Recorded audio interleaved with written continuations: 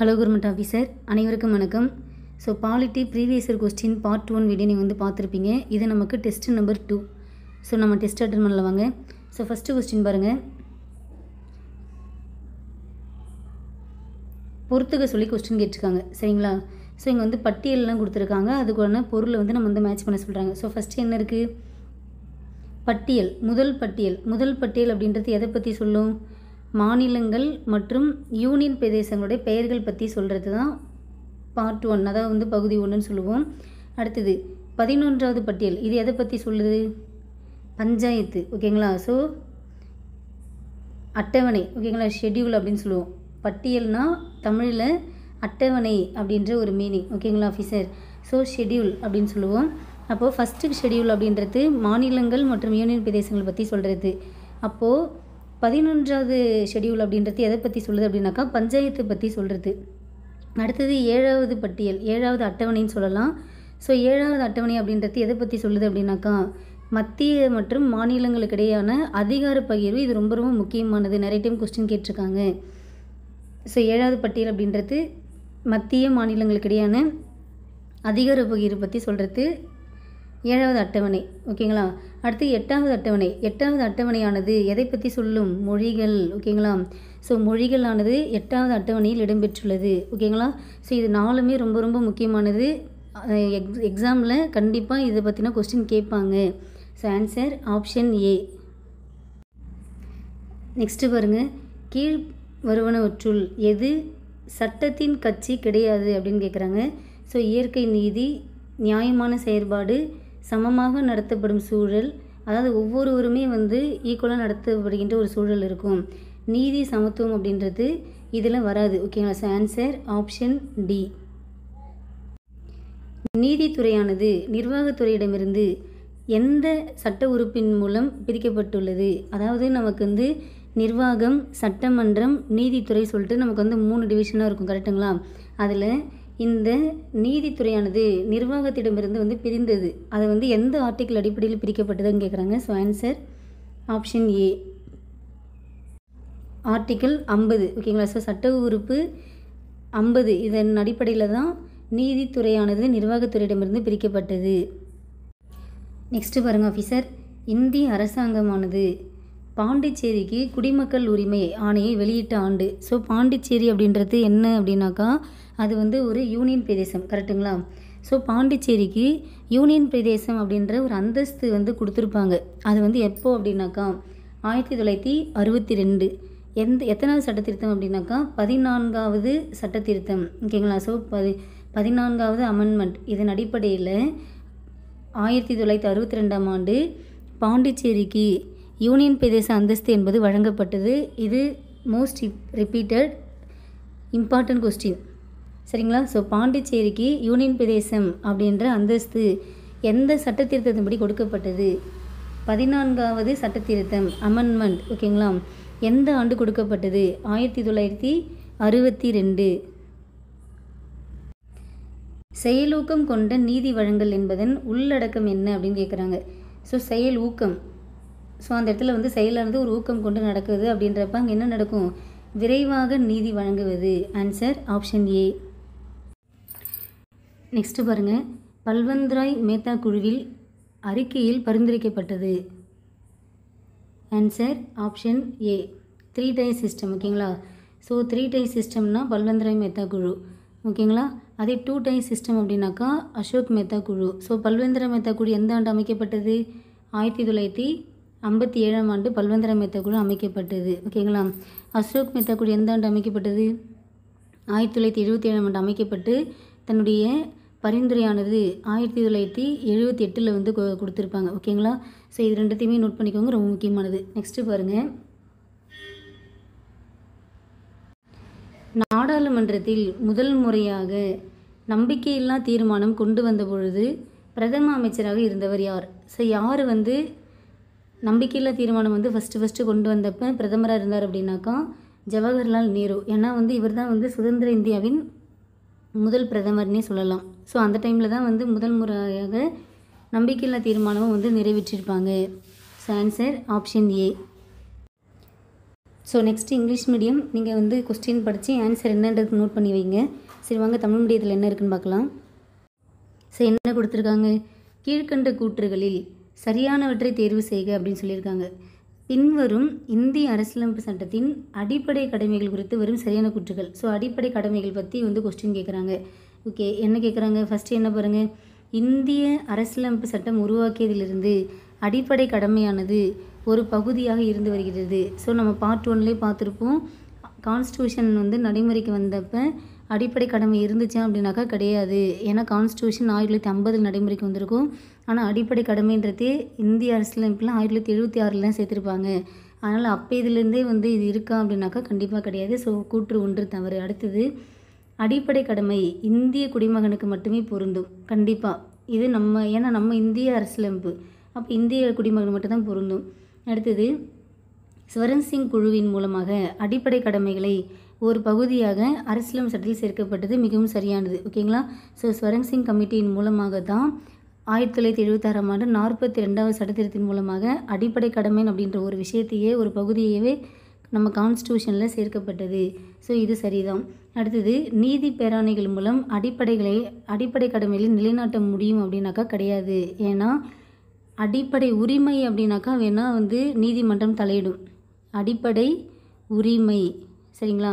ஆனால் அடிப்படை கடமைகளை நீதி பேராணைகள் மூலம் நிலைநாட்ட முடியுமா அப்படின்னாக்கா முடியவே முடியாது. சரிங்களா. ஸோ நமக்கு இதில் எது சரியானது அப்படின்னாக்கா 2, 3 மட்டும் சரி. So answer option C. அரசியலமைப்பு சட்ட சரத்து 344 கீழ் உருவாக்கப்பட்ட ஆட்சி மொழி ஆணையத்தினுடைய பணி என்ன அப்படின்னு கேட்குறாங்க. So article 344. ஸோ மொழிகள் பற்றினாலே நமக்கு வந்து என்ன பார்த்தோம், 8th ஷெடியூல், அதாவது 8வது அட்டவணையில் இருக்கும். ஆர்டிக்கிள் பார்த்திங்கனாக்கா 343லேருந்து 351 வரைக்கும். சரிங்களா. ஆர்டிக்கிள் 343லேருந்து 351 வரைக்கும் எதை பற்றி சொல்லுனாக்கா அலுவலக மொழிகள் பற்றி தான் சொல்லுது. ஓகேங்களா. ஸோ மொழிகள் 8வது அட்டவணை.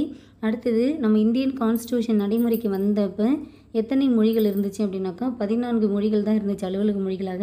ஸோ தற்பொழுது எத்தனை மொழிகள் உள்ளன, 22 மொழிகள் அப்படின்றது இருக்குது. சரிங்களா. இது தெரிஞ்சுக்கோங்க.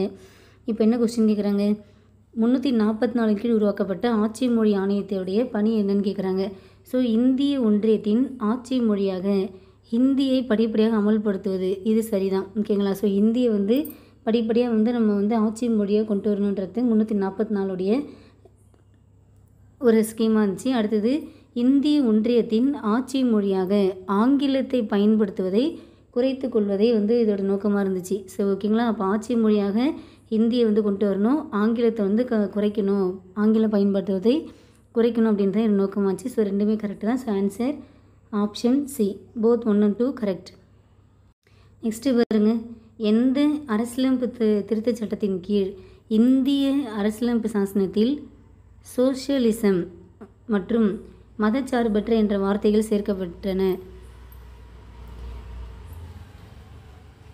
ஸோ நம்ம முகவுரை, ஓகேங்களா, முகவுரை பொறுத்த வரைக்கும் இறையாண்மை மிக்க சமதர்ம சமயச்சார்பற்ற மக்களாட்சி குடியரசு அப்படின்ற மாதிரி நம்ம வந்து இருக்கும். அதில் 3 புதிய வார்த்தைகள் சேர்த்துருப்பாங்க.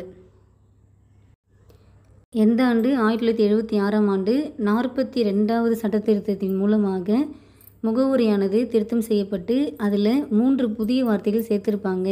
சமதர்மம், சமயச்சார்பின்மை, ஒருமைப்பாடு அப்படின்ற 3 புதிய வார்த்தைகள் சேர்த்துருப்பாங்க. அதே மாதிரி முகவுரை என்பது ஒரு முறை மட்டுமே திருத்தம் செய்யப்பட்டுள்ளது. அந்த திருத்தமும் இந்த திருத்தம் தான். ஓகேங்களா. அப்போது எந்த சட்ட திருத்தம் அடிப்படையில், 42nd Amendment 1976. So answer option D. இந்தியாவில் செம்மொழியாக அறிவிக்கப்பட்ட முதல் மொழி எது? ஸோ செம்மொழியாக அறிவிக்கப்பட்ட முதல் மொழி எது? தமிழ். எந்த ஆண்டு? 2004. ஓகேங்களா. ஸோ 2004ஆம் ஆண்டு முதலாக நம்மளுடைய தமிழ் மொழியை தான் செம்மொழியாக வந்து அறிவிச்சிருப்பாங்க. கரெக்டுங்களா. ஓகே. அடுத்தது தெலுங்கு. ஸோ தெலுங்கு வந்து எந்த ஆண்டு வந்து இது பண்ணியிருப்பாங்க? 2008. கரெக்டுங்களா. ஸோ தெலுங்கு, கன்னடம் இது ரெண்டுமே நமக்கு எந்த ஆண்டு? 2008. அடுத்து ஒடியா வந்து எந்த ஆண்டு செம்மொழி அறிவிச்சிருப்பாங்க? 2014ஆம் ஆண்டு. ஓகேங்களா. ஸோ தமிழ் வந்து 2004, தெலுங்கு கன்னடம் 2008, ஒடியா 2014. ஓகேங்களா. ஸோ முதல் மொழினாக்கா நம்ம தமிழ் மொழி தான். Answer option D. மாநிலங்கள் அமைப்பு ஆணையத்தில் இடம்பெற்ற குழு எது? Answer option B. Fazal Ali, Panikkar, Kunzru. ஓகேங்களா? ஸோ குன்ஸ்ரு அப்படின்னு சொல்லலாம். Fazal Ali, Panikkar, Kunzru. Answer option B. Panchayat Raj அமைப்பின் கீழ்நிலை எது? கிராம சபை. உள்ளாட்சி தேர்தலில் பெண்களுக்கான இடஒதுக்கீடு என்பது எத்தனை சதவிகிதம்? 33%. அரசியலமைப்பின் எந்த பகுதியானது அடிப்படை கடமைகள் பற்றி கூறுகின்றது? அடிப்படை கடமைகள் பற்றி சொல்கிற பகுதி எது? பகுதி 4A. ஸோ பகுதி 4A விதி 51A என்பது அடிப்படை கடமைகள் பற்றி சொல்வது. ஸோ இந்த மேட்ச் த ஃபாலோயிங் பார்த்துக்கோங்க. இங்கிலீஷ் மீடியம் இந்த கொஸ்டினுக்கான ஆன்சர் என்னன்றது நோட் பண்ணி வைங்க. ஸோ இங்கே பாருங்கள், சமத்துவ உரிமை. சமத்துவ உரிமை அப்படின்றது 14 முதல் 18 கரெக்டு தான். அடுத்தது சுதந்திர உரிமை 19 வந்துடும். ஓகேங்களா? ஸோ சுதந்திர உரிமைன்றது 19 வந்துடும். மத சுதந்திர உரிமை அதாவது விதி 19 முதல் 22 வரைக்குமே எதை பற்றி தான் சொல்லுது? சுதந்திர உரிமை பற்றி தான் சொல்லுது. அடுத்து மத சுதந்திர உரிமை. ஸோ மத சுதந்திர உரிமை அப்படின்றது விதிகள் 25 முதல் 28 வரைக்கும் வந்து எதை பற்றி சொல்லுது? மத சுதந்திர உரிமை, அதாவது வந்து சமய சார்பு உரிமை அப்படின்னு கூட சொல்லலாம். ஓகேங்களா? ஓகே. அடுத்தது அரசியலமைப்பு உரிமை, அதாவது அரசியலமைப்புக்கு உட்பட்டு தீர்வு காணும் உரிமை அப்படின்னு சொல்லலாம். அது வந்து விதி 32. So 1, 4, 2, 3 answer option C. தேசிய மனித உரிமை ஆணையத்தின் தலைவர் மற்றும் உறுப்பினர்கள் குடியரசுத் தலைவரால் நியமிக்கப்படும் வேளையில் எத்தனை பேர் கொண்ட குழுவானது அவர்களை பரிந்துரை செய்யும்? அதாவது தேசிய மனித உரிமை ஆணையம் இருக்குல்ல, அந்த ஆணையத்துடைய தலைவர் மற்றும் உறுப்பினர்கள் இவங்களை யார் நியமனம் செய்வார் அப்படின்னாக்கா குடியரசுத் தலைவர் தான் நியமனம் செய்வார். அவர் நியமிக்கும் வேளையில் எத்தனை பேர் கொண்ட குழுவானது இந்த தலைவர் மற்றும் உறுப்பினர்களை பரிந்துரைக்கும் அப்படின்னாக்கா 6 பேர் கொண்ட குழு. So answer option B.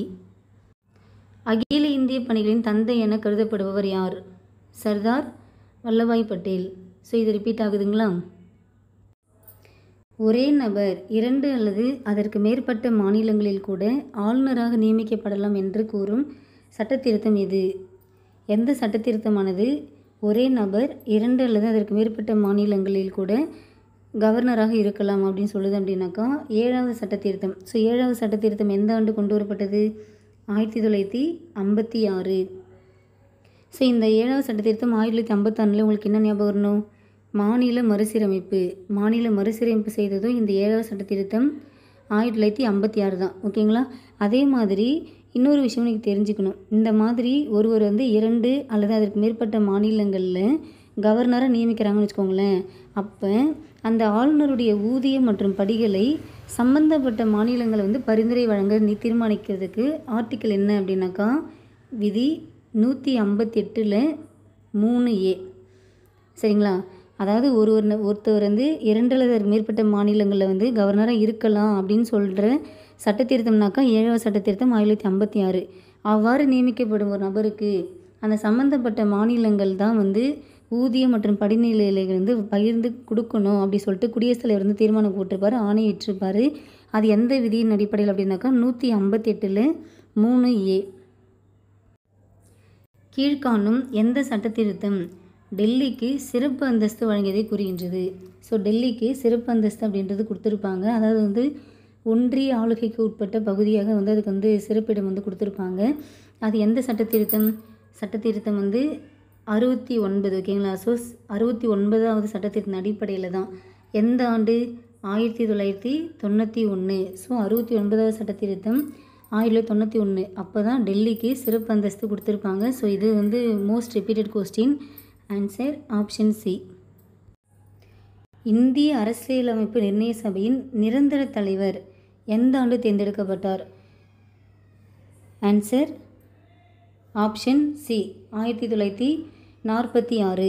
So நம்ம இந்திய அரசியல் நிர்ணய சபை அப்படின்றது ஃபஸ்ட்டு வந்து பார்த்திங்க அப்படின்னாக்கா 1946ஆம் ஆண்டு டிசம்பர் 6 தான் அமைச்சாங்க. இதோடைய முதல் கூட்டம் அப்படின்றது பார்த்திங்க அப்படின்னாக்கா முதல் கூட்டம் 1946 டிசம்பர் 9 நடந்திருக்கும்.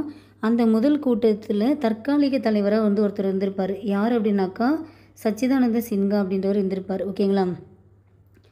முதல் கூட்டத்தில் தற்காலிக தலைவராக டாக்டர் சச்சிதானந்த சின்ஹா அப்படின்றவர் இருந்திருப்பார். அதுக்கப்புறம் அவர் இறந்துருவார். ஓகேங்களா. ஸோ இறந்ததுக்கப்புறமேட்டுக்கா டிசம்பர் 11 2வது கூட்டம் அதில் தான் நிரந்தர தலைவராக ஒருத்தர் தேர்வு செய்யப்பட்டுருவார். ஸோ நிரந்தர தலைவராக வந்து யார் தேர்வு செய்யப்பட்டார் அப்படின்னாக்கா டாக்டர் ராஜேந்திர பிரசாத்.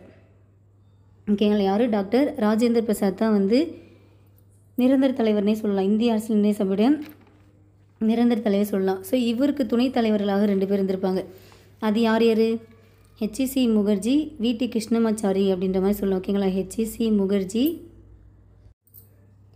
விடி கிருஷ்ணமாச்சாரி அப்படின்ற மாதிரி 2 பேர் வந்து துணைத் தலைவர்லாம் வந்து இவருக்கு இருந்திருப்பாங்க. ஸோ இந்த ராஜேந்திர பிரசாத்தோடைய பெயரை யார் வந்து பரிந்துரை செய்தார் அப்படின்னாக்கா கிருபாலினி. ஓகேங்களா. இந்த மாதிரி ராஜேந்திர பிரசாத் வந்து நிரந்தர தலைவராக போடுங்க அப்படின்ற மாதிரி பரிந்துரை செய்த யாருனாக்கா ஜேபி கிருபாலினி அப்படின்றவங்க தான் வந்து பரிந்துரை பண்ணியிருப்பாங்க. ஸோ இந்த ராஜேந்திர பிரசாத் இவர் தான் நம்ம சுதந்திர இந்தியாவுக்கு அப்புறமேட்டுக்கா முதல் குடியரசுத் தலைவராக வந்து பொறுப்பு வகித்திருப்பார். 1950லேருந்து 62 வரைக்குமே இவர் தான் வந்து குடியரசுத் தலைவராக வந்து இருந்திருப்பார். அப்போ முதல் குடியரசுத் தலைவர் யார் அப்படின்னாக்கா டாக்டர் ராஜேந்திர பிரசாத் அப்படின்றவர் தான் முதல், அதாவது நிர்ணய சபையின் நிரந்தர தலைவர் யாருனாலும் டாக்டர் ராஜேந்திர பிரசாத் தான். ஓகேங்களா. Answer option C. நெக்ஸ்ட்டு பாருங்கள், கீழ்கண்டவற்றில் அடிப்படை கடமைகளோடு தொடர்புடைய வழக்கு எது அப்படின்னு கேட்குறாங்க. ஸோ அடிப்படை கடமைகளோடு தொடர்புடைய வழக்கு எது அப்படின்னாக்கா ஆன்சர் ஆப்ஷன் பி, ராம்சரண் வழக்கு. ஓகேங்களா. ஸோ இந்த கேசவானந்த பாரதி வழக்கு இது வந்து எதனோடு தொடர்புடைய அப்படின்னாக்கா அடிப்படை உரிமைகள், அடிப்படை உரிமைகள், அதுக்கப்புறமேட்டுக்கா முகவுரை, இது 2த்துக்குமே நமக்கு வந்து கேசவானந்த பாரதி வழக்கு வந்து தொடர்புடையதாக இருக்கும். ஓகேங்களா. ஸோ கேசவானந்த பாரதி வழக்கு. அடுத்தது வந்து வேறு யார் சொல்லலாம்? மினர்வா மில் வழக்கு. ஸோ மினர்வா மில் வழக்கு அப்படின்றது டிபிஎஸ்பி, அரசுக்கு வழிகாட்டும் நெறிமுறைகள், இதனோட தொடர்புடையதான் இந்த மினர்வா மில் வழக்கு. ஸோ இது எந்த ஆண்டு அப்படின்னாக்கா 1980. கேசவானந்த பாரதி வழக்கு 1973. ஓகேங்களா. So answer option B. Next பாருங்க, இந்திய அரசியலமைப்பு சட்டப்படி தீண்டாமையை ஒழிக்கும் சட்டப்பிரிவு எது? ஸோ தீண்டாமையை பற்றி சொல்கிற ஆர்டிக்கிள் எது அப்படின்னாக்கா விதி 17. ஓகேங்களா. ஸோ விதி 14 என்ன சொல்லுது? சட்டத்தின் முன் அனைவரும் சமம் சொல்லுது. விதி 15 என்ன சொல்லுது? மதம், இனம், ஜாதி, பாலினம் மற்றும் பிறப்பிடம் அடிப்படையில் பாகுபடுத்துவதை தடை செய்தல் பற்றி சொல்கிறது தான் விதி 15. விதி 16 என்ன சொல்லுது? பொது வேலை வாய்ப்புகளில் சம வாய்ப்பு கொடுக்கணும் அப்படின்றது சொல்லியிருப்பாங்க. ஓகேங்களா. ஸோ இந்த விதிகள்ன்றது கண்டிப்பாக கொஸ்டின் கேட்பாங்க. So most important. நெக்ஸ்ட்டு பாருங்கள், ஜவஹர்லால் நேருவின் சோஷலிசம் பற்றிய நம்பிக்கையானது கீழே தரப்பட்டுள்ளவற்றில் எதனுடன் தொடர்புடையது? ஆன்சர் ஆப்ஷன் ஏ, மக்களாட்சியும் குடிமை உரிமையும் கலந்தது தான் இந்த சோஷலிசம் அப்படின்றது. ஓகேங்களா. So answer option A. So next பாருங்கள், முதல் லோக் அதாலத் நடைபெற்ற ஆண்டு எப்பொழுது? ஸோ முதல் லோக் அதாலத் அப்படின்றது பார்த்திங்க அப்படின்னாக்கா ஸோ ஃபஸ்ட்டு வந்து லோக் அதாலத்னா என்னென்னு தெரிஞ்சுக்கோங்க. லோக் அதாலத் அப்படின்னாக்கா என்ன மீனிங் அப்படின்னாக்கா லோக் அப்படின்னாக்கா மக்கள், லோக்னா என்ன? மக்கள். அதாலத் அப்படின்னாக்கா நீதிமன்றம். ஸோ லோக் அதாலத் அப்படின்னாக்கா மக்கள் நீதிமன்றம் என்று பொருள் தரும். ஓகேங்களா. அதாவது நிறைய வழக்குகள் வந்து இருக்குது. அதாவது இப்போ வந்து பக்கத்து வீட்டுக்கு சண்டை அப்படின்ற மாதிரி நிறைய பிரச்சனைகள் அப்படின்னு இருக்குது. அப்படின்றப்ப வழக்குகள் பொறுத்த வரைக்கும் நிறைய இருக்குது. ஆனால் நீதிபதிகள் எண்ணிக்கைன்னு பார்த்தினாக்கா ரொம்ப கம்மியாக தான் இருக்காங்க. அதனால் இந்த லோக் அதாலத் பொறுத்த வரைக்கும் வந்து அந்த வழக்குக்கு வந்து தீர்ப்பு கொடுக்காது. ஜஸ்ட்டு வந்து அவங்களுக்கு வந்து சமாதானம் மட்டும்தான் வந்து பண்ணி வைக்கும். உங்களுக்குள்ளே பேசி சமாதானமாக வந்து போக சொல்லி தான் அந்த இடத்த வந்து ஒரு சமாதானப்படுத்துறதுக்கு ஒரு வழிமுறை மட்டும் தான் சொல்லுமே தவிர மற்றபடி வந்து தீர்ப்பு வந்து லோக் அதாலத் என்பது கொடுக்காது. இதை நீங்கள் கண்டிப்பாக தெரிஞ்சுக்கணும். ஓகேங்களா. ஸோ இந்த லோக் அதாலத் அப்படின்றத யார் முன்மொழிந்தா அப்படின்னாக்கா முன்னாள் தலைமை நீதிபதியாக இருந்த PN பகவதி. யார்? PN பகவதி. இவர் வந்து முன்னாள் தலைமை நீதிபதியாக இருந்தார். இவர் தான் வந்து இந்த மாதிரி லோக் அதாலத் அப்படின்றத ஒன்று கொண்டு வரலாம் அப்படின்னு சொல்லியிருப்பார். ஸோ இந்த லோக் அதாலத் பொறுத்த வரைக்கும் காந்திய கொள்கையை அடிப்படை கொண்டு தான் இருக்கும். எந்த கொள்கை? காந்திய கொள்கை. ஸோ எந்த ஒரு சண்டை சச்சரவும் இல்லாமல் எல்லாரையுமே நாம்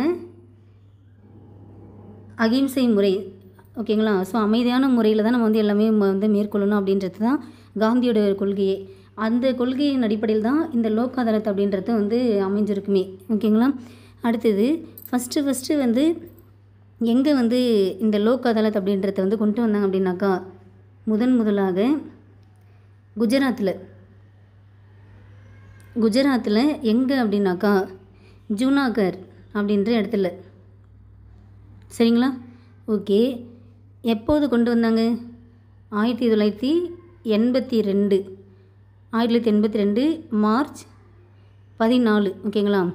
1982 மார்ச் 14. அப்போ தான் வந்து ஃபஸ்ட்டு வந்து முதல் லோக் அதாலத் அப்படின்றதே நடத்தப்பட்டது. ஓகேங்களா.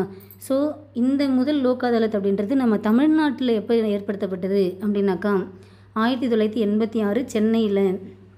ஓகேங்களா. ஸோ நம்ம தமிழ்நாட்டில் ஃபஸ்ட்டு லோக் அதாலத் நடைபெற்றதுனாக்கா சென்னையில் தான். அது 1986. ஓகேங்களா.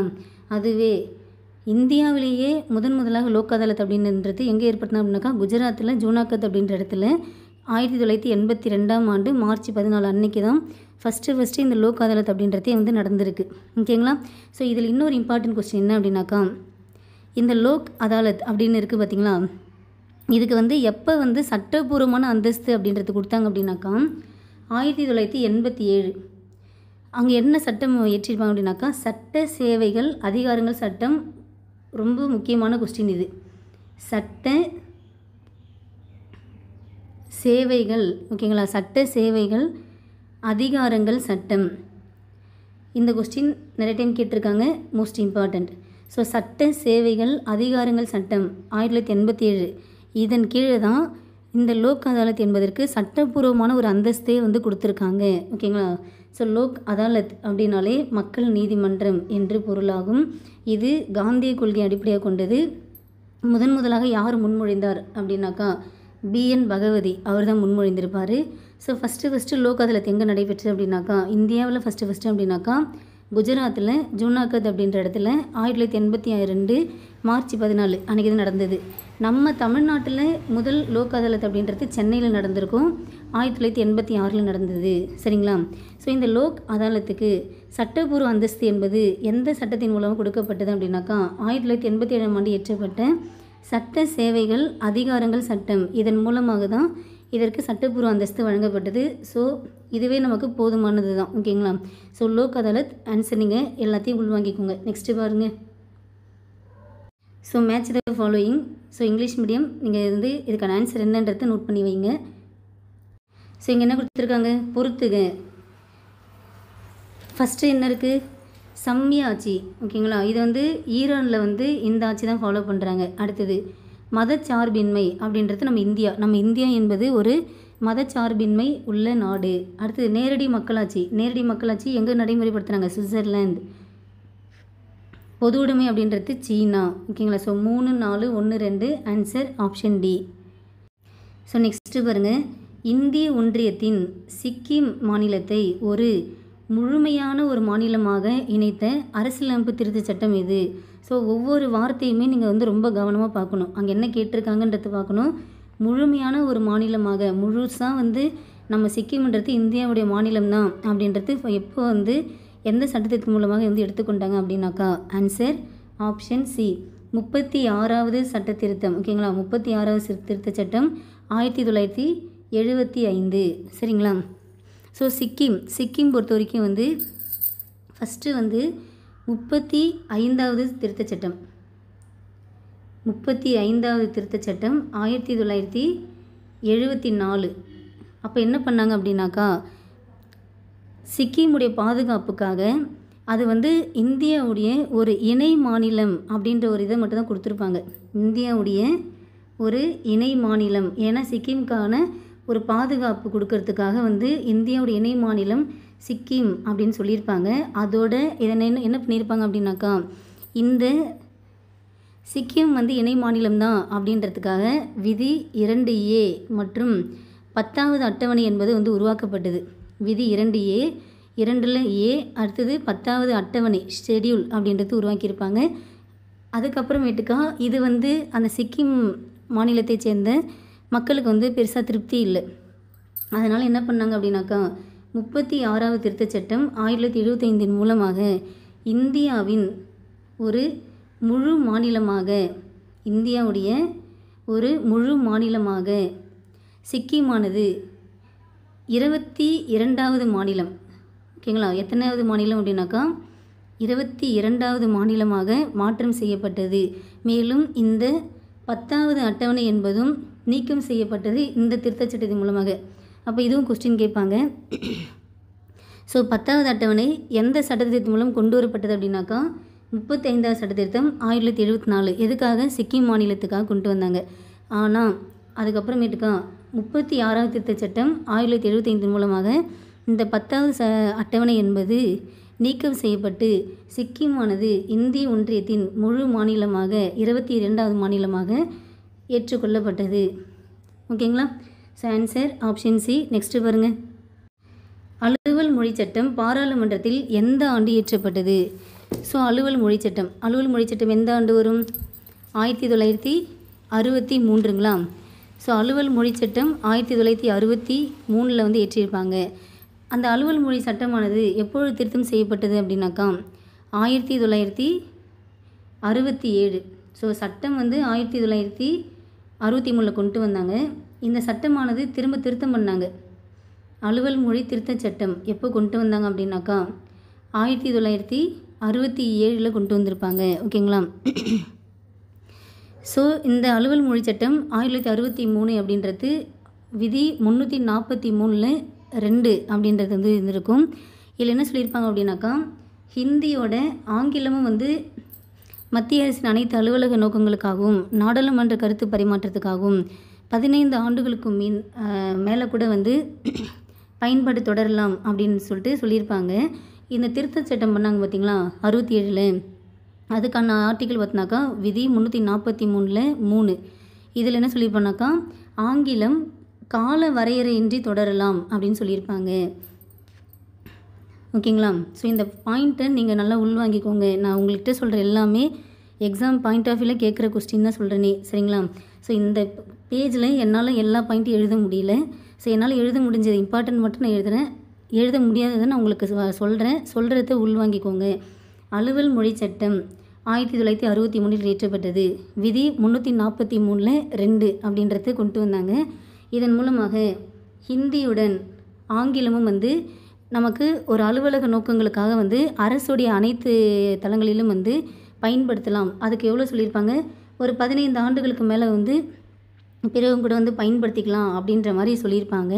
திரும்ப அதை திருத்தம் செஞ்சு 67 விதி 343 3 ஆங்கிலமானது கால வரையறையின்றி தொடரலாம் என்று அறிவித்திருப்பாங்க.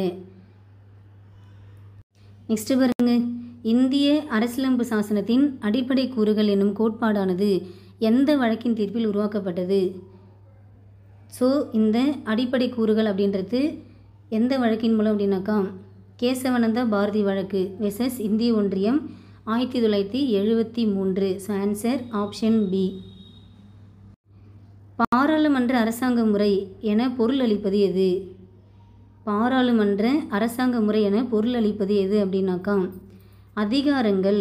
ஓகேங்களா? அதிகாரங்கள் தேர்ந்தெடுக்கப்பட்ட உறுப்பினர்களை கொண்டிருப்பது. ஓகேங்களா? ஸோ நம்ம பாராளுமன்றத்தில் உள்ள எல்லாருமே வந்து எப்படி இருப்பாங்க அப்படின்னாக்கா அதிகாரங்கள் வந்து தேர்ந்தெடுக்கப்பட்ட உறுப்பினர்கள் கொண்டிருப்பதாக வந்து இருக்கும் அப்படின்ற மாதிரி தான் வந்து இருக்குமே. ஓகேங்களா? ஸோ ஆன்சர் ஆப்ஷன் ஏ. இந்திய அரசியலமைப்பின் பகுதி 14A தொடர்புடைய விவரம் எது? பகுதி 14. ஓகேங்களா? ஸோ பகுதி 14 A எதை பற்றி சொல்லுது அப்படின்னாக்கா தீர்ப்பாயங்கள் பற்றி சொல்கின்றது. ஆன்சர் ஆப்ஷன் ஏ. சரியான விடையை தேர்ந்தெடு. இந்திய அரசியலமைப்பு ஒரு எழுதப்பட்ட அரசியலமைப்பானாக்கா ஆமாம், கண்டிப்பாக நம்ம கான்ஸ்டியூஷன்ன்றது ஒரு எழுதப்பட்ட அரசியலமைப்பு. ஓகேங்களா? ஸோ அதே மாதிரி நம்ம இந்திய கான்ஸ்டியூஷன் தான் மிக நீண்ட எழுதப்பட்ட அரசியலமைப்பை கொண்டது கூட நம்ம வந்து படிச்சிருப்போம். இந்திய அரசியலமைப்பானது நெகிழும் மற்றும் நெகிழா தன்மையுடையது. ஓகேங்களா? ஸோ இது வந்து நெகிழும் தன்மை நெகிழா தன்மை ரெண்டுமே இருக்குது. இது மதச்சார்பற்ற நாட்டினை ஏற்படுத்தியுள்ளது. கரெக்டு தான்.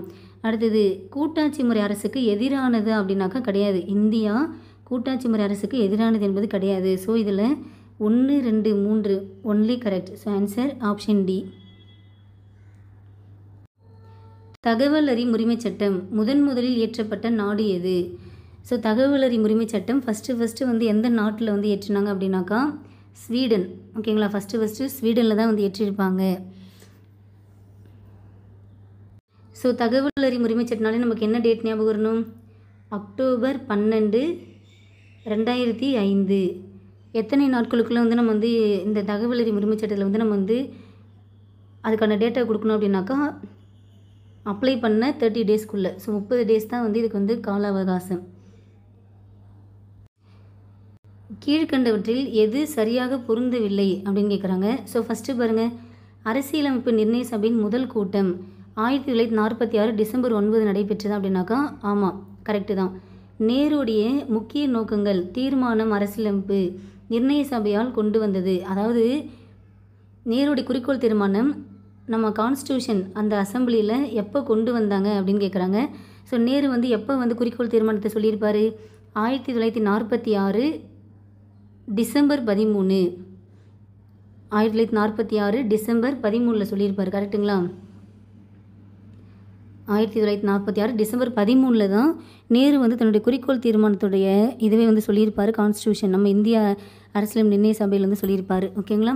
ஸோ நவம்பர் 13 என்பது தவறு. ஸோ நமக்கு ஆப்ஷன் பி தவறாக உள்ளது. அடுத்தது பாருங்கள், அரசியலமைப்பு நிர்ணய சபையின் இறுதி கூட்டம் எப்பொழுது நடைபெற்றது? 1950 ஜனவரி 24 நடைபெற்றது. சரியானது. அரசியலமைப்பு நிர்ணய சபை தேசிய கொடியை ஏற்றுக்கொண்ட நாள் எப்பொழுது தேசிய கொடி ஏற்றுக்கொண்டது? 1947 ஜூலை 22. ஸோ எல்லா டேட்டாவும் நோட் பண்ணிக்கோங்க, எல்லாமே இம்பார்ட்டண்ட். சரிங்களா? ஸோ இதில் எது சரியாக பொருந்தவில்லை அப்படின்னாக்கா ஆன்சர் ஆப்ஷன் பி தான் சரியாக பொருந்தவில்லை. அப்போது முதல் கூட்டம் எப்போ நடைபெற்றது? 1946 டிசம்பர் 9. நேருடைய குறிக்கோள் தீர்மானம் 1946 டிசம்பர் 13 வந்து கொண்டு வந்தார். நிர்ணய சபையுடைய இறுதி கூட்டம் 1950 ஜனவரி 24. நம்ம கான்ஸ்டியூஷன் அசம்பிளியில் தேசிய கொடி வந்து எப்போ ஏற்றுக்கொண்டாங்க அப்படின்னாக்கா 1947 ஜூலை 22. ஓகேங்களா? So answer option B.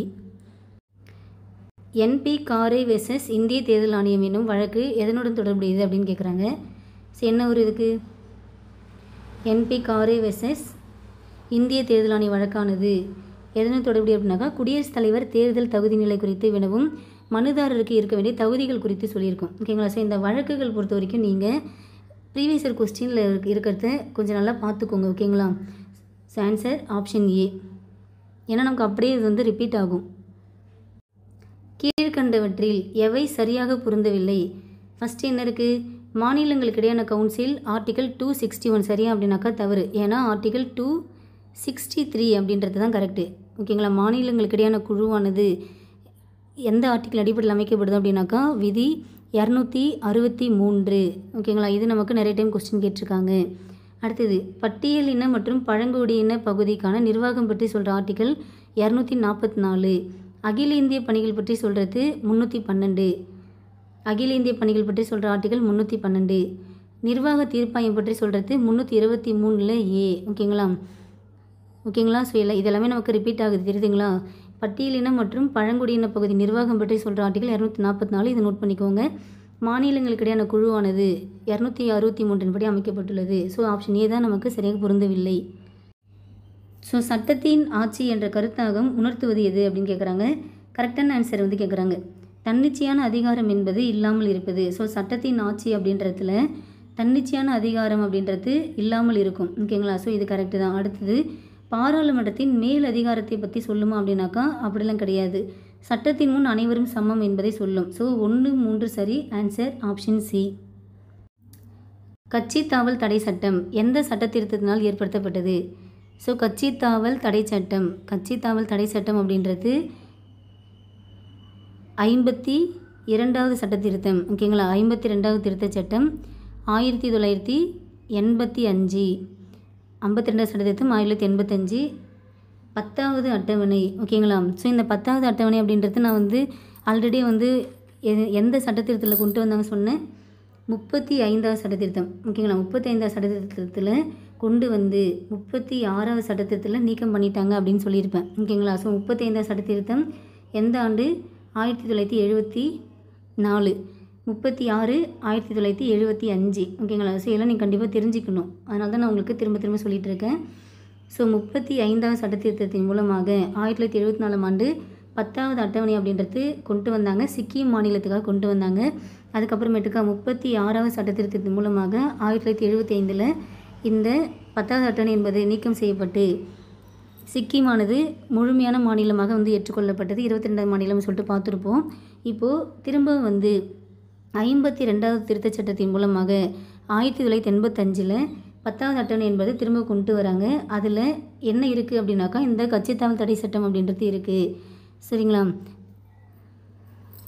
So கட்சித்தாவல் தடை சட்டம் இதை பொறுத்த வரைக்கும் பார்த்திங்க அப்படின்னாக்கா சட்டப்பேரவை உறுப்பினர் அப்படின்னாக்கா இப்போது நமக்கு வந்து சட்டப்பேரவை சட்ட மேலவை சொல்லிட்டு 2 இருக்கும்.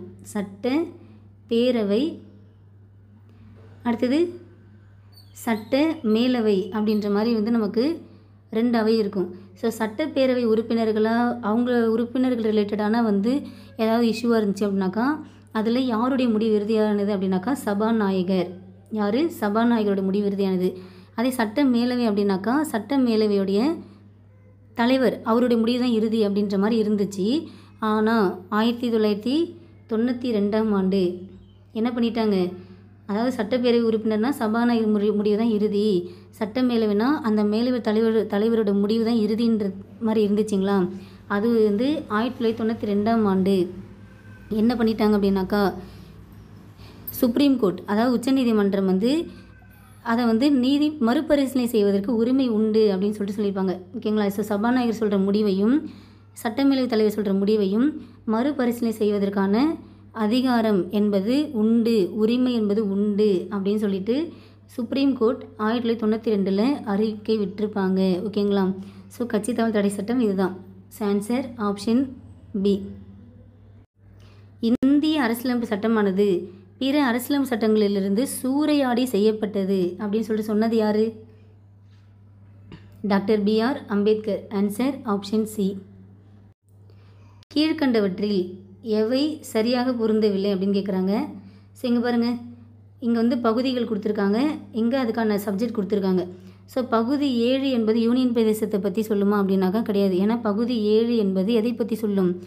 மாநிலங்களுக்கிடையேயான சட்டசபை கையாளும் பகுதியை பற்றி சொல்கிறது தான். ஓகேங்களா? மாநிலங்களுக்கிடையேயான சட்டசபையை கையாளுவது பற்றி சொல்லும் பகுதி தான் இந்த பகுதி 7. ஆனால் இந்த பகுதி 7 என்பது 1956ஆம் ஆண்டு 7வது சட்டத்திருத்தத்தின் மூலமாக நீக்கம் செய்யப்பட்டது. ஸோ இப்போ பகுதி 7ன்னு ஒன்று இல்லவே இல்லை. ஓகேங்களா? அதை வந்து 1956ஆம் ஆண்டு 7வது சட்டத்திருத்தத்தின் மூலமாக நீக்கம் செய்யப்பட்டது. இது எதை பற்றி சொல்லிட்டு இருந்துச்சு அப்படின்னாக்கா மாநிலங்களுக்கு இடையான சட்டசபையை கையாளுவதை பற்றி சொல்லிட்டு இருந்துச்சு. ஓகேங்களா? பகுதி 9 எதை பற்றி சொல்லுனாக்கா பஞ்சாயத்துகள். அடுத்தது பகுதி 18. ஓகேங்களா? பகுதி 18. பகுதி 9 அப்படின்னா பஞ்சாயத்து. ஓகேங்களா? பகுதி 18 அப்படின்னாக்கா அவசர நிலை சட்டங்கள். பகுதி 15 அப்படின்னாக்கா தேர்தல் என்பது சரியானது. தேர்தல் பற்றி சொல்கிற பகுதி எது? பகுதி 15. ஓகேங்களா? ஸோ இந்த பகுதிகள் எல்லாமே நோட் பண்ணிக்கோங்க. பகுதி 9 பஞ்சாயத்து, பகுதி 18 அவசர நிலை பற்றி சொல்கிறது, பகுதி 15 தேர்தல் பற்றி சொல்கிறது. ஓகேங்களா? ஸோ பகுதி 7ன்னு ஒன்று இல்லவே இல்லை, அது நீக்கம் செய்யப்பட்டது. ஓகேங்களா ஆஃபீஸர்? ஓகே, நெக்ஸ்ட்டு பாருங்கள். குடியரசுத் தலைவர் அதிகாரம் தொடர்பான எந்த வாதம் தவறு அப்படின்னு கேட்குறாங்க. ஸோ குடியரசுத் தலைவர் 2 அவையிலும் உரை நிகழ்த்த முடியுமா அப்படின்னாக்கா ஷோராக அவரால் இயற்ற முடியும். அடுத்தது குடியரசுத் தலைவர் நாடாளுமன்றத்தின் 2 அவைகளுக்கும் செய்திகள் அனுப்ப முடியுமானாக்கா தாராளமாக அவர் வந்து அனுப்ப முடியும். அடுத்தது நாடாளுமன்ற கூட்டத்தொடரை குடியரசுத் தலைவர் தலைமை தாங்கி நடத்துவாரா அப்படின்னாக்கா கண்டிப்பாக கிடையாது. ஏன்னா நாடாளுமன்ற கூட்டத்தொடருக்கு தலைமை தாங்கி நடத்துபவர் யார் அப்படின்னாக்கா சபாநாயகர். நாடாளுமன்ற கூட்டத்தொடருக்கு தலைமை தாங்குபவர் சபாநாயகர். சப்போஸ் இந்த சபாநாயகர் இல்லை அப்படின்னாக்கா யார் தலைமை தாங்குவா? துணை சபாநாயகர். ஓகே மேம், இந்த துணை சபாநாயகரும் இல்லை, அப்போ யார் தலைமை தாங்குவா? ராஜ்யசபானா என்னது? மாநிலங்களவை. ஓகேங்களா? ராஜ்யசபாவுடைய துணைத் தலைவர் வந்து தலைமை தாங்குவார். ஓகேங்களா? ஸோ இது வந்து நம்ம ராஜ்யசபான்னு சொல்லலாம். ஓகேங்களா? மேலவைன்னு சொல்லலாம், மாநிலங்களவைன்னு சொல்லலாம், ராஜ்யசபான்னு சொல்லலாம். ஓகேங்களா? ஸோ இதெல்லாம் நம்ம பார்ட் 1 வீடியோலேயே பார்த்துருப்போம். அப்போது நாடாளுமன்ற கூட்டத்தொடருக்கு தலைமை தாங்குவர் யார் அப்படின்னாக்கா சபாநாயகர். சபாநாயகர் இல்லாதப்போ துணை சபாநாயகர் இல்லை அப்படின்னாக்கா மாநிலங்களவையோட துணைத் தலைவர் தலைமை தாங்குவார். ஓகேங்களா. அடுத்தது, மாநிலங்களவையின் கூட்டம் நடத்தவும் ஒத்தி வைக்கவும் குடியரசுத் தலைவரால் முடியும். அதாவது கூட்டத்தை கூட்டலாம், அதை ஒத்தி வைக்கலாம், இல்லைனா வந்து அதை வந்து ரிஜெக்ட் பண்ணுறதுக்கு வந்து குடியரசுத் தலைவர் ரைட்ஸ் இருக்குது. அந்த கூட்டத்துக்கு தலைமை தாங்குபவர் தான் இவங்க. ஓகேங்களா. So answer option C. So இங்கே பாருங்கள், இந்திய அரசியலமைப்பு சட்டத்தின் விதி 21 மற்றும் 21A ஆகிய ஷரத்துகள். ஸோ ஷரத்துகள், விதிகள், உறுப்புகள், ஓகேங்களா, இது எல்லாமே நமக்கு ஒன்று தான். ஓகேங்களா. ஸோ இங்கிலீஷில் நமக்கு என்னவாக இருக்கும், சிம்பிளாக ஆர்டிக்கல் அப்படின்னு இருந்துடும். ஓகேங்களா. ஸோ கீழ்கண்ட எந்த உரிமைகளை பேணுவதற்கு உத்தரவாதம் அளிக்கின்றன. ஸோ ஆர்டிக்கல் 21 என்ன சொல்லுது, ஆர்டிக்கல் 21நாலே நமக்கு தனிப்பட்ட சுதந்திரம் ஞாபகம் வந்துடணும். உயிர் வாழ்வதற்கான உரிமை மற்றும் தனிப்பட்ட சுதந்திரம்னாலே 21. அப்போ 21Aன்றது என்ன சொல்லும், கல்விக்கான உரிமை. கரெக்டுங்களா. 21Aன்றது கல்விக்கான உரிமையாகும். தொடக்க கல்வி பெறும் உரிமை 21A. ஸோ இந்த 21Aலாம் வந்து எப்படி வந்துச்சு அப்படின்றதுக்கான ஸ்டோரிலாம் நான் உங்களுக்கு பார்ட் 1 டெஸ்ட்லேயே நான் வந்து சொல்லியிருப்பேன். ஓகேங்களா. ஸோ அதெல்லாம் நீங்கள் ரீகால் பண்ணிகிட்டே இருக்கணும். ஓகேங்களா. ஸோ இதுக்கான ஆன்சர் என்ன, ஆன்சர் ஆப்ஷன் டி 1 மற்றும் 4. ஓகேங்களா. ஸோ 1, 4 மட்டும் தான் நமக்கு என்னவாக உள்ளது, 21, 21Aக்கான சரியான விடையாக உள்ளது. ஸோ நீங்கள் பாருங்கள், எத்தனை நாட்களுக்கு முன்னதாக குடியரசுத் தலைவருக்கு எதிரான ராஜ துரோக விசாரணை அறிவிப்பு வழங்கப்பட வேண்டும். இந்த மாதிரி நம்ம குடியரசுத் தலைவர் மீது வந்து நம்ம வந்து அவர் மேலே வந்து ராஜ துரோக விசாரணை வந்து அறிவிக்கலாம் அப்படின்ற மாதிரி குற்றம் சுமத்துறோம் அப்படின்னு வச்சுக்கோங்களேன். அவர் விசாரிக்கணும் அப்படின்னாக்கா நம்ம வந்து எத்தனை நாளுக்கு முன்னாடி அவருக்கு அறிவிப்பு சொல்லணும் அப்படின்னாக்கா 14 days. ஓகேங்களா. 14 நாட்களுக்கு முன்னாடியே நம்ம வந்து என்ன பண்ணணும், இந்த மாதிரி நாங்கள் உங்களை விசாரிக்கணும் அப்படின்ற ஒரு அறிவிக்கையை வந்து நம்ம அனுப்பிவிடணும். ஓகேங்களா. ஸோ சப்போஸ் வந்து குடியரசுத் தலைவர் வந்து அரசியலமைப்பை மீறி குற்றம் செஞ்சிட்டார்னு வச்சுக்கோங்களேன், அவர் வந்து பதவி நீக்கம் செய்யலாம். குடியரசுத் தலைவர் வந்து நம்ம வந்து அரசியலமைப்பை மீறி அதுக்கு எதிராக வந்து அவர் செயல்பட்டுட்டார் அப்படின்ற நமக்கு வந்து நிரூபிச்சிட்டோம் அப்படின்னு வச்சுக்கோங்களேன், அவரை நாம் பதவி நீக்கம் செய்யலாம் அப்படின்னாக்கா கண்டிப்பாக செய்யலாம். எதன் அடிப்படையில் செய்யலாம் அப்படின்னாக்கா விதி 61. ஸோ விதி 61 அடிப்படையில் குடியரசுத் தலைவர் வந்து அரசியலமைப்பை மீறிட்டார் அப்படின்ற மாதிரி குற்றம் நம்ம வந்து நிரூபிக்கப்பட்டு அவரை பதவி நீக்கம் செய்யும் அதிகாரம் உண்டு. ஓகேங்களா. ஆனால் ஒரு கண்டிஷன் என்ன, இந்த குற்றச்சாட்டு என்பது பார்லிமெண்ட், அதாவது நாடாளுமன்றத்துடைய 2 அவைகளிலுமே வந்து தீர்மானம்ன்றது நிறைவேற்ற வேண்டும். ஓகேங்களா. 2 அவையிலுமே தீர்மானம் நிறைவேற்றினதுக்கப்புறம் தான் ஓகே அவர் உண்மையுமே தப்பு தான் பண்ணியிருக்காரு, அவர் அரசியலமைப்பை மீறி செயல்பட்டிருக்காரு. ஓகேங்களா. அதனால் அவர் மேலே சாட்டப்பட்ட குற்றமானது நிரூபிக்கப்பட்டது அப்படின்ற மாதிரி அவரை பதவி நீக்கம் செய்யலாம். அதுக்கான ஆர்டிக்கல் 61. ஸோ அவரை விசாரணை செய்வதற்கு நாம் 14 நாட்களுக்கு முன்னாடி அறிவிப்பு தர வேண்டும். ஒரு மாநிலத்தில், இங்கே ஒரு மாநிலத்தில் வருமா ஆஃபீஸர், ஒரு மாநிலத்தில். ஓகேங்களா. ஓகே. ஒரு மாநிலத்தில் நிதி மசோதா அறிமுகப்படுத்தப்படுவது எந்த அவையில் அறிமுகப்படுத்துவோம், நம்ம ஸ்டேட்டில் நிதி மசோதா. ஓகேங்களா. எந்த அவையில் நம்ம நிறைவேற்றோம் அப்படின்னாக்கா சட்டப்பேரவை, கீழவை. ஓகேங்களா ஆஃபீஸர். ஸோ இங்கே மட்டும்தான் நம்மளால் வந்து நிறைவேற்ற முடியும். Answer option B. கூற்று காரணம் கொடுத்துருக்காங்க. ஃபஸ்ட்டு பாருங்கள், இந்திய குடிமக்களை திருமணம் செய்து கொண்ட பெண்கள் பதிவு செய்வதன் மூலமாக இந்திய குடியுரிமை பெறலாம். காரணம் பாருங்கள், இந்திய நாடாளுமன்றத்தில் 1956ஆம் ஆண்டு குடியுரிமை சட்டம் நிறைவேற்றப்பட்டது. ஸோ கூற்று சரிதான். ஓகேங்களா. ஸோ இந்திய குடிமக்களை வந்து திருமணம் செய்து கொண்ட பெண்கள் பதிவு செய்வதன் மூலமாக இந்திய குடியுரிமை பெறலாம். ஓகேங்களா. ஸோ குடியுரிமை பெறுவதற்கான வழிமுறைகள் வந்து மொத்தம் எத்தனை இருக்குது, 5 இருக்குது. கரெக்டுங்களா. அது என்னென்னு பார்த்தீங்கன்னாக்கா பிறப்பின் மூலமாக, பிறப்பு வம்சாவளி மூலம், அப்புறம் பதிவு செய்தல் மூலமாக, அப்புறம் இயல்பாக வந்து குடியுரிமை பெறலாம், அப்புறம் பிரதேசங்கள் இணைவின் மூலம் வந்து பதிவு, அதாவது வந்து குடியுரிமை பெறலாம்னு சொல்லிட்டு நம்ம வந்து 5 வழிமுறைகள் இருக்குது. இதில் பதிவு செய்தல் மூலம் அப்படின்னாக்கா இப்போது இதில் ஒரு கண்டிஷன் இருக்குது. இப்போ சப்போஸ் நம்ம இந்திய குடிமகனை வந்து ஒருத்தவங்க வந்து திருமணம் செஞ்சுக்கிறாங்கன்னு வச்சுக்கோங்களேன், ஒரு பெண் வந்து நம்ம இந்திய குடிமகனை திருமணம் செஞ்சுக்கிறாங்க அப்படின்னாக்கா அவங்க இந்த பதிவு மூலம் விண்ணப்பிக்கிறாங்க பார்த்தீங்களா. ஸோ அவங்க வந்து இந்த மாதிரி நாங்கள் வந்து நானும் வந்து ஒரு இந்திய நாட்டை சேர்ந்த பெண் தான் அப்படின்ற மாதிரி விண்ணப்பிக்கிறாங்க. அந்த விண்ணப்பிக்கிறதுக்கு முன்னாடி அவங்க என்னவாக இருக்கணும், குறைந்தது 7 ஆண்டுகள், கண்டிப்பாக 7 ஆண்டுகள் வந்து இந்தியாவில் வாழ்ந்திருக்க வேண்டும், வசித்தவராக இருக்க வேண்டும். ஓகேங்களா? ஸோ இந்திய குடிமக்களை திருமணம் செய்து கொண்ட பெண்கள் எதன் மூலமாக இந்திய குடியுரிமை பெறலாம் அப்படின்னாக்கா பதிவு செய்வதன் மூலம். இது ஒரு பாயிண்ட்டை நீங்கள் நோட் பண்ணிக்கணும். ஓகேங்களா? ஸோ எடுத்தடுப்பில் வந்து இப்போது கல்யாணம் ஆயிடுச்சுனாக்கா உடனே வந்து நம்ம இந்தியாவுக்கு வந்துட்டு குடியுரிமை வாங்க முடியுமானாக்கா முடியாது.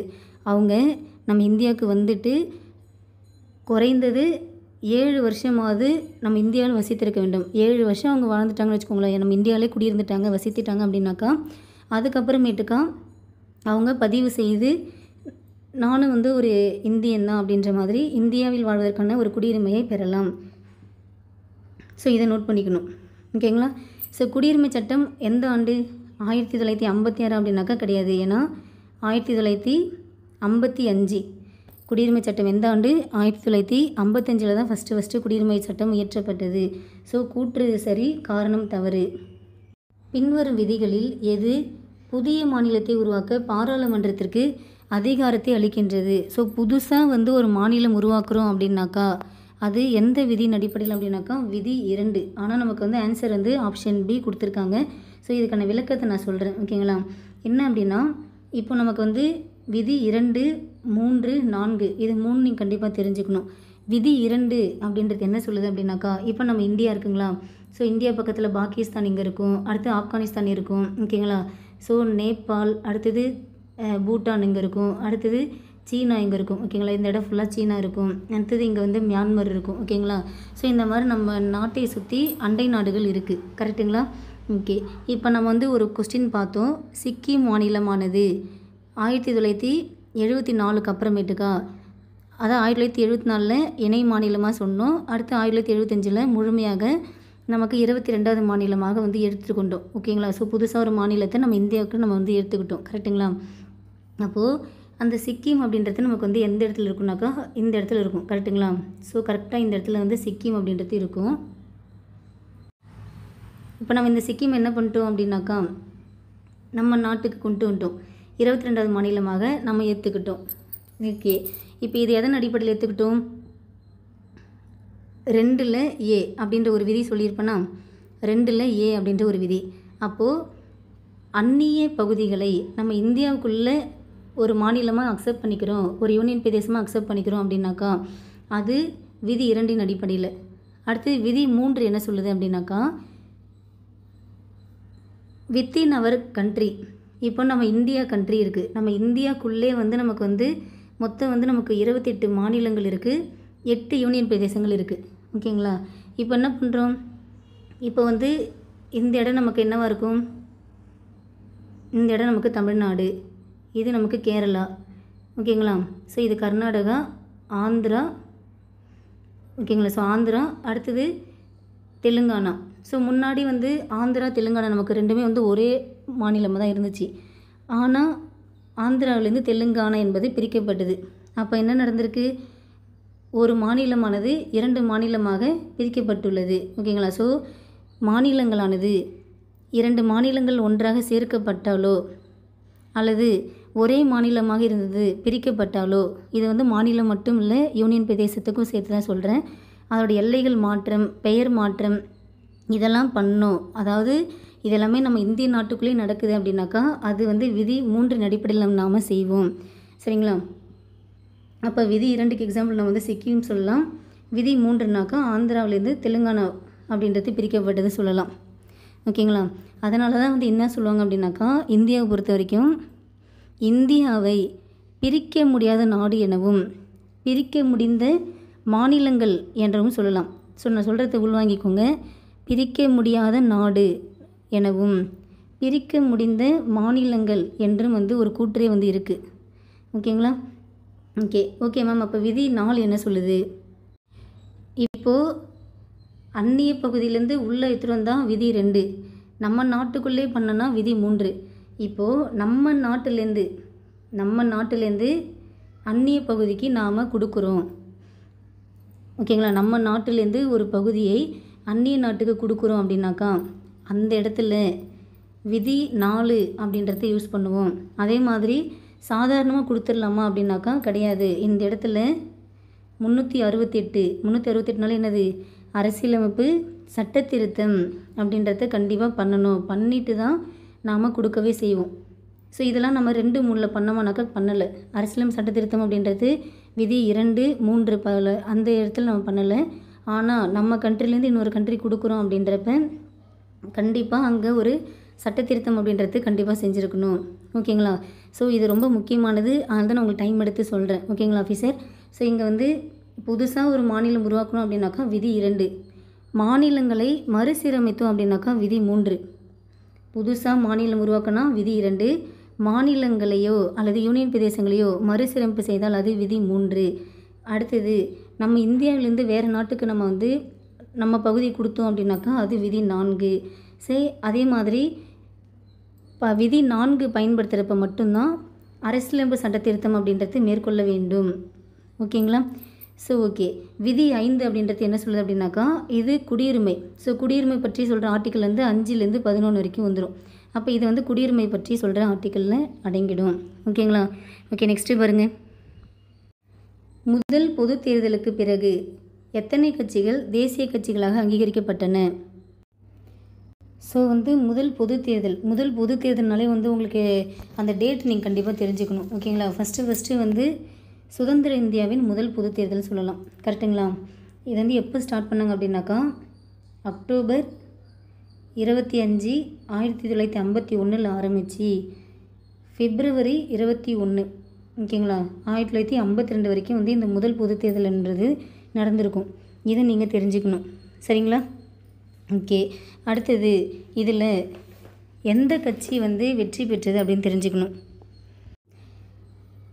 மொத்தம் வந்து 489 மக்களவை இடங்கள். ஓகேங்களா? 489 மக்களவை இடங்களில் காங்கிரஸ் கட்சி வந்து எத்தனை இடங்கள் வெற்றி பெற்றது அப்படின்னாக்கா 364 இடங்களில் காங்கிரஸ் கட்சியானது வெற்றி பெற்றது. இதன் அடிப்படையில் சுதந்திர இந்தியாவின் முதல் பிரதமராக யார் தேர்ந்தெடுக்கப்பட்டார்? ஜவஹர்லால் நேரு தேர்ந்தெடுக்கப்பட்டார். ஓகேங்களா? அதே மாதிரி இதில் எத்தனை கட்சிகள் போட்டியிட்டது அப்படின்னாக்கா 54 கட்சிகள் போட்டியிட்டிருக்கும். 54 கட்சிகள் அப்படின்றது தேர்தலில் போட்டியிட்டிருக்கும். இதை நீங்கள் தெரிஞ்சுக்கணும். ஓகேங்களா? ஓகே, அடுத்தது தேசிய கட்சிகள் அப்படின்னு பார்த்தீங்க அப்படின்னாக்கா அதாவது இந்த பொது தேர்தலுக்கு அப்புறமேட்டுக்கா 4 தேசிய கட்சிகள் அப்படின்றது அங்கீகரிச்சிருப்பாங்க. ஸோ தற்பொழுது தேசிய கட்சிகள் வந்து எத்தனை இருக்குது அப்படின்னாக்கா 8 இருக்குது. சரிங்களா? தற்பொழுது நம்ம இந்தியாவில் தேசிய கட்சிகளோட எண்ணிக்கை வந்து மொத்தம் எத்தனை இருக்குது அப்படின்னாக்கா 8 இருக்குது. இது நீங்கள் கண்டிப்பாக தெரிஞ்சுக்கணும். சரிங்களா? ஸோ இந்த தேசிய கட்சிகளுடைய கண்டென்ட் அப்படின்றது நான் உங்களுக்கு ஷேர் பண்ணுறேன். நெக்ஸ்ட் டைம் ஷேர் பண்ணுறேன். ஏன்னா அதுலேருந்து கண்டிப்பாக கொஸ்டின் கேட்பாங்க. ஓகேங்களா? மெயினாக என்ன தெரியுமா கேட்பாங்க? அந்த கட்சியோடைய சின்னம் தான் வந்து கொஸ்டின் கேட்குறாங்க. ஓகேங்களா? ஸோ அந்த கட்சியோட சின்னம் வந்து கொஸ்டின் கேட்குறாங்க. இப்போ எக்ஸாம்பிள் சொல்லணுன்னாக்கா பகுஜன் சமாஜ்வாத கட்சி, இதுக்கான சின்னம் என்ன அப்படின்னாக்கா யானை சின்னம். பாரதிய ஜனதா கட்சி, இதோடைய சின்னம் என்ன? தாமரை. ஓகேங்களா? இந்திய கம்யூனிஸ்ட் கட்சினாக்கா கதிர் அறிவால். ஓகேங்களா? அது இந்திய கம்யூனிஸ்ட் கட்சி மார்க்சிஸ்ட் அப்படின்னாக்கா அறிவால் சுற்றி நட்சத்திரம் வந்து இருக்கும். ஓகேங்களா? தேசியவாத காங்கிரஸ்னால் கடிகாரம், இந்திய தேசிய காங்கிரஸ்னால் கை இருக்கும். ஓகேங்களா? ஸோ இதெல்லாம் நான் உங்களுக்கு தனியாக வந்து உங்களுக்கு நான் எக்ஸ்பிளைன் பண்ணி வீடியோ போடுறேன். ஓகேங்களா? ஓகே, அப்போ பொது தேர்தலுக்கு அப்புறமேட்டுக்கா 4 தேசிய கட்சிகள் இருந்துச்சு. தற்பொழுது வந்து எத்தனை அப்படின்னாக்கா 8 தேசிய கட்சிகள் உள்ளன. ஓகேங்களா? கண்டிப்பாக இந்த சின்னம் தேசிய கட்சிகளோட சின்னம் வந்து கொஸ்டின் கேட்பாங்க. ரொம்ப முக்கியமானது. இதை எனக்கு கண்டிப்பாக நீங்கள் ஞாபகப்படுத்துங்க. ஓகேங்களா? ஸோ இதை நான் வந்து உங்களுக்கு தனியாகவே ஒரு வீடியோ அப்லோட் பண்ணுறேன். Answer option B. Jammu Kashmir அரசியலமைப்பு எந்த ஆண்டு நடைமுறைக்கு வந்தது? 1957 ஜனவரி 26. ஓகேங்களா? ஸோ நம்ம இந்தியாவுக்கு வந்து கான்ஸ்டியூஷன் அப்படின்றது 1950 ஜனவரி 26 நடைமுறைக்கு வந்துருச்சு. ஸோ ஜம்மு காஷ்மீர் பொறுத்த வரைக்கும் வந்து அதுக்கு வந்து சிறப்பு அந்தஸ்து கொடுத்துருப்போம். ஓகேங்களா? 370 அடிப்படையில். அதனால் அங்கே வந்து 1957 தான் அரசியலமைப்பு அப்படின்றது நடைமுறைக்கு வந்திருக்கு. ஸோ இப்போல்லாம் வந்து எடுத்துட்டாங்க. ஜம்மு காஷ்மீர் சிறப்பு அந்தஸ்து என்பது நீக்கம் செய்யப்பட்டது. So answer option D. பாராளுமன்றத்தில் நிர்வாக தீர்ப்பாய சட்டம் எந்த ஆண்டு இயற்றப்பட்டது? ஆன்சர் 1985. முதல் நிர்வாக சீர்திருத்த ஆணையத்தின் தலைவராக இருந்தவர் யார்? மொரார்ஜி தேசாய். முதல் நிர்வாக சீர்திருத்த ஆணையத்துடைய தலைவர் யார் இருந்தார் அப்படின்னாக்கா மொரார்ஜி தேசாய். ஸோ இந்த மொரார்ஜி தேசாய் பொறுத்த வரைக்கும் 1977 79 வரைக்கும் வந்து பிரதமராக இருந்திருப்பார். ஓகேங்களா? ஸோ இந்திய பிரதமராக 1977 முதல் 79 வரை இருந்திருப்பார். இவர் வந்து இந்தியாவின் 4வது பிரதமராக இருந்தார். ஓகேங்களா, மொரார்ஜி தேசாய் 4வது பிரதமராக இருந்திருப்பார். அந்த டைமில் தான் இந்த நிர்வாக சீர்திருத்த ஆணையம் அப்படின்றது ஏற்றிருப்பாங்க. அதோடைய தலைவராக இவர் இருந்திருப்பார். ஓகேங்களா. ஓகே ஆஃபீஸர், நாம் பாலிட்டி ப்ரீவியஸ் இயர் கொஸ்டின் அப்படின்றது நம்ம வந்து 2வது டெஸ்ட் நம்ம வந்து கம்ப்ளீட் பண்ணியிருக்கோம். ஸோ இதே மாதிரி உங்களுக்கு நான் கண்டினியூ கொண்டு போகணுமா அப்படின்றதுக்கான ஃபீட்பேக் கண்டிப்பாக கொடுங்க. ஸோ எல்லாமே வந்து கொஞ்சம் டைம் எடுத்து கொஞ்சம் எஃபர்ட் போட்டு தான் உங்களுக்கு நான் கண்டென்ட் கொடுக்குறேனே. ஓகேங்களா. அதனால் கண்டினியூவாக வந்து ஃபாலோ பண்ணிகிட்டே வாங்க. ஸோ கண்டிப்பாக உங்களுக்கு ரொம்ப யூஸ்ஃபுல்லாக இருக்கும். Thank you officer.